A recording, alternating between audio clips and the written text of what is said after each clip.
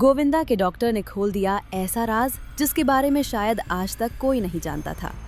गोली लगने के बाद जब दर्द से जूझ रहे थे गोविंदा, तो उनके सबसे मुश्किल वक्त में उनकी पत्नी सुनीता आहूजा कहीं नजर ही नहीं आई। डॉक्टर के इस खुलासे के बाद अब एक बार फिर सवाल उठने लगे हैं, क्या सच में खतरे में है गोविंदा और सुनीता का 30 साल पुराना रिश्ता?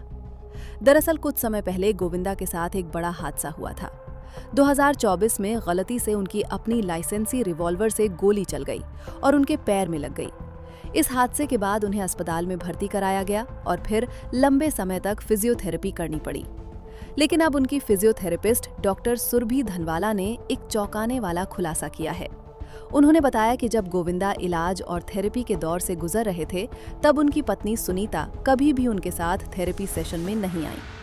डॉक्टर के मुताबिक गोविंदा आज भी दर्द से गुजर रहे हैं, लेकिन वो बेहद मजबूत इंसान हैं और ध्यान योग के जरिए खुद को संभालते हैं। यहीं से लोगों के बीच ये सवाल फिर उठने लगा कि क्या गोविंदा और सुनीता के रिश्ते में सब कुछ ठीक नहीं है? पिछले कुछ समय से दोनों की शादी को लेकर कई तरह की अफवाहें भी सामने आती रही हैं। कुछ इंटरव्यू में सुनीता ने इशारों में गोविंदा पर अफेयर के आरोप भी लगाए थे, जिससे मामला और ज्यादा चर्चा में आ गया। हालांकि इस पूरे विवाद पर गोविंदा ने ज्यादा कुछ कहने से बचते हुए सिर्फ इतना कहा कि वो किसी को भी सार्वजनिक रूप से शर्मिंदा नहीं करना चाहते। Family reaction. वहीं उनकी बेटी टीना आहूजा ने भी हाल ही में इस मुद्दे पर बात की।